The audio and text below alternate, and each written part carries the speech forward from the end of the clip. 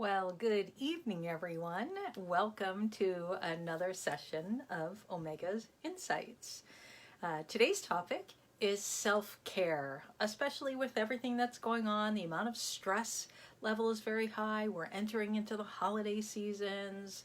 Another bout of shutdowns is happening from COVID. What do we do to take care of ourselves? So the first thing I want to point out is obviously that we are a multidimensional creature. It's not just my physical body that's being affected. I have to take care of my physical body, but I also have an emotional center.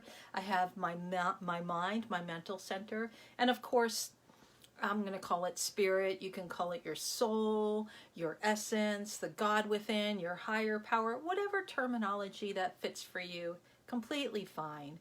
Just as long as we recognize there's more to me than just this physical body. So that means there's more levels of me that require care. Now, oftentimes we take care of our body only and we forget the other aspects. And sometimes the things that we do to take care of our body does tend to the other levels as well. For example, sleep.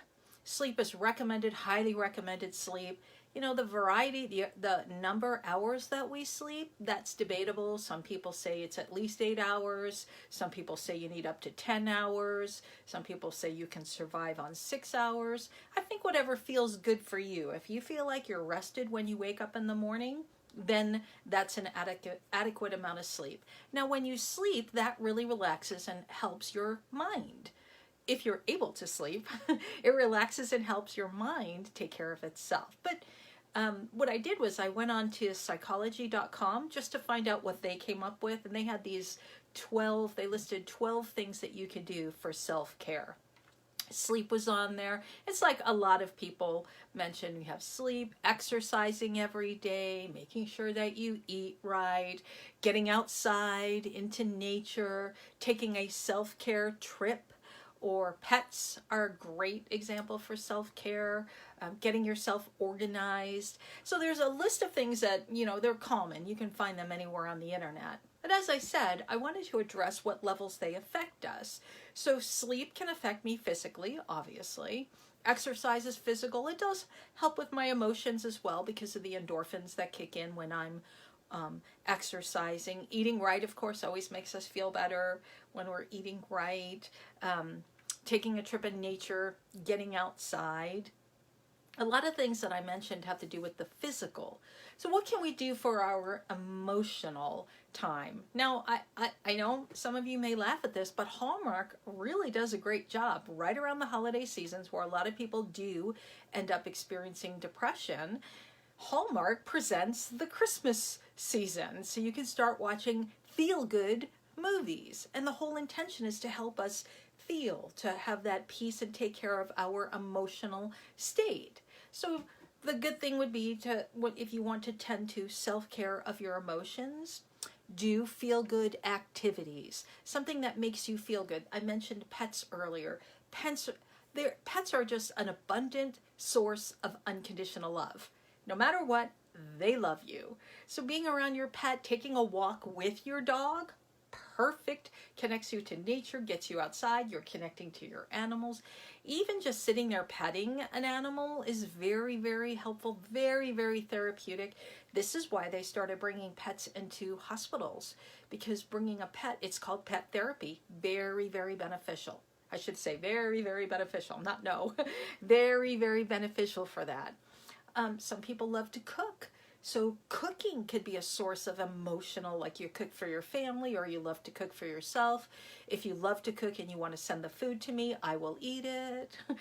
Some people don't have time to cook, but cooking is very beneficial for us. Reading, those of you who enjoy reading, those of you who enjoy reading is a very good, very beneficial thing for us to do as well. Crocheting, I know a lot of people love to crochet. They sit and just crochet. I'm not that talented. I can't do that. Puzzles, people enjoy doing puzzles. And then as I mentioned before, doing TVs or movies, something where you could just disengage and feel good. That's the whole idea of self-care for your emotions. You want to feel good. Well, then what do we do to take care of our mind? How do we turn this thing off? So most of the time at least when I lay down on bed, I've got the list going. I've got to do this. I forgot to do this. I need to do that. And my mind is going and going and going. So what do I do to disconnect and give my mind a break with all the information that has been released over the last, I don't know, month from the election and even pre-election? Everyone's sending information, news outlets, everyone's popping up with their own opinion. That's an overload. We certainly can have an overload in our brains. So what do we do to release that? Well, you have to have downtime. Means you have to disengage your thinking. One of the greatest things to do, outside. Go outside. Get outside, go for a ride. I saw that David was on here. Ride your motorcycle. That's a great thing. Get on your bike. Go for a ride. Get out in nature. I know my daughter loves to do that as well. Just get out and go for a ride. Be outside. Disengage your brain and enjoy the scenery. Of course, nature walks are really good too. Just actually walking and hiking. Go on a path you've never been on before. Meditation is another really beneficial thing for those of you who can meditate.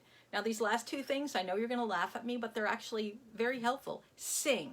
I know a lot of people like to sing in the shower. Have the music going and sing out loud in your house. Just sing. Because when you sing, you're engaging the creative aspect of you and you're not thinking. You're just singing and engaging and participating in the music that's playing. And then the other one is dancing. You don't have to go to a bar to dance. Dance in the kitchen. Dance in the dining room, in the living room. Just dance. Be goofy and, I wanted to say stupid, but that's probably an inappropriate term. Just be goofy. Turn on music and dance. That also gets your energy going for exercising. So getting engaged, doing something, again, the whole concept is to disengage the brain. And then, of course, the last thing, what can we do to self-care our soul? It's a little bit trickier because it's not something very tangible, but there certainly are things that we can do, especially in the season right now. Of course, one of the most beneficial things for our soul, spirit, higher guide, whatever it is within us, is being of service.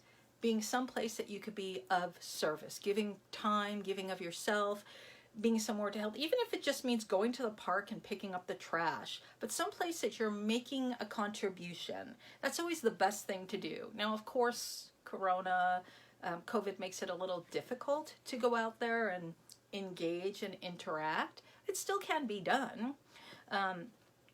One of the things that I love is Secret Santas. I just got an invite today from my cousin's wife.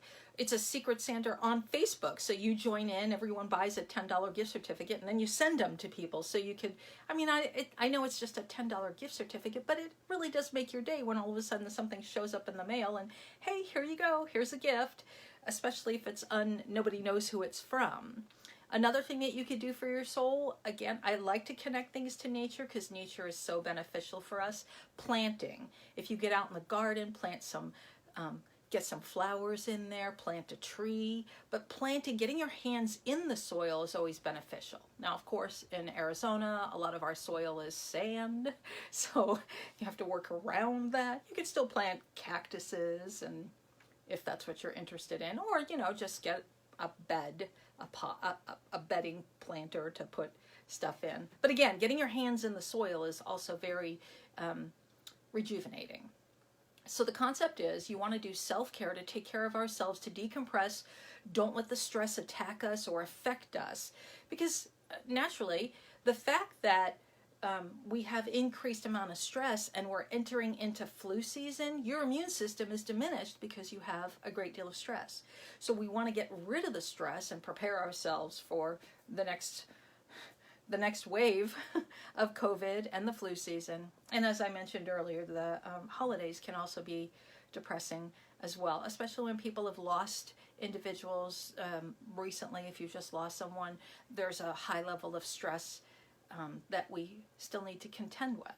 So remember, when you're doing self-care, there's no right or wrong way, as long as you're doing something to take care of yourself. It could even be as simple as saying no to somebody who wants your attention or wants you to do something for them. Thanksgiving is coming up, of course, naturally. There's lots of, whoa, what do we do? And should we meet, family or not? And COVID, masks, not masks, bring food. So there's always a great deal of stress on that. And then, of course, we have stress with work environment. Make sure you get this and that done. And will I still have a job tomorrow? We don't want to be wrapped up into that. So we simply start saying, no, I'm unavailable to do that, or I don't feel comfortable doing that. It's probably the best way to do it is not to say, well, you're an idiot for saying we should meet. No. I don't feel comfortable doing that yet. And I respect your decision, but I'm gonna hold off for now. Just being able to set boundaries, which we talked about a little bit last time, can be very beneficial and show some self-care for ourselves. Again, not right or wrong, but you want to make sure you address all 4 levels. You've got your physical body that you would like to be tending to, your emotional body, make sure that your emotional intelligence is not bouncing all over the place, that you can find a center, peace and calm, not be reactive to people. Especially if you've been locked indoors with people for a while, you might want to start wringing their neck right about now. So we want to practice having that centeredness. And then, of course, my mind, we want to be able to disengage and not have it going all the time, but make it be calming and, of course, something for our soul. Again, the recommendation, go to Psychology Today. They had those 12 steps listed before. I can briefly list them again. It was sleep, exercise, being outside in nature, eating right, playing with your pets and your animals, taking a trip. Oh, and the last one was getting organized, which I love. If those of you know me, I'm a very organized individual, organized. But organization for me is very relaxing. It's very helpful for me to sit and just organize, clear my space, get things in order.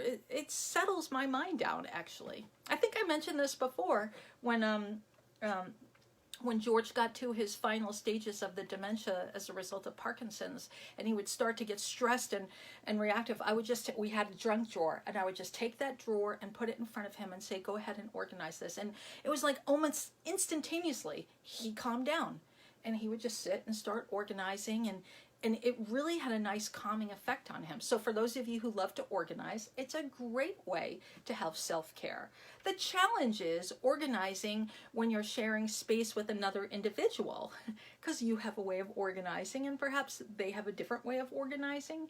So that's where we have to make sure not to be reactive, that they're not doing it the correct way, that you're not going and adjusting it because it's not done the way that it should be done.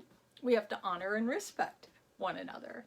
But again, the whole concept is if we don't take care of ourselves, I'm not saying that you're most important person on the planet, but you are a person on this planet and you are affecting one another on this planet. So self-care is very, very important. Just like we brush our teeth every day. That's what you have to do. You brush your teeth every day because we take care of our teeth. So we should be doing something. We eat healthy every day because it's very beneficial for us. Our body feels good. My daughter said that's where she gets the organizing from. Yes, you do. Anyway, and again, the downtime, very important to have some downtime as well. Taking a trip. I know a couple of people just went away this weekend. A quick little trip is great, even if you're just in the car and you just get out of town. Just go someplace.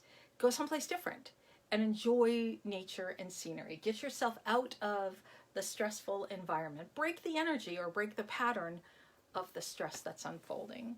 That's all I have for us today. So thank you for joining us. Want to remind you, on Wednesday, there'll be a new post for gratitude so we can express our gratitude. And on Friday, we will have another coffee talk. And also, if you're interested, send me in little topics that you might be interested for a quick little coffee talk, a little chat. What would you like to talk about? That always wonderful to hear from people. Hello, Patricia. Nice to see you again. So thank you all for joining us. I know I didn't say hi to everybody as they jumped on, but I appreciate you all for being here. And as always, thank you for keeping the spirit of Omega alive. Until Friday, have a nice rest of your week. Bye now.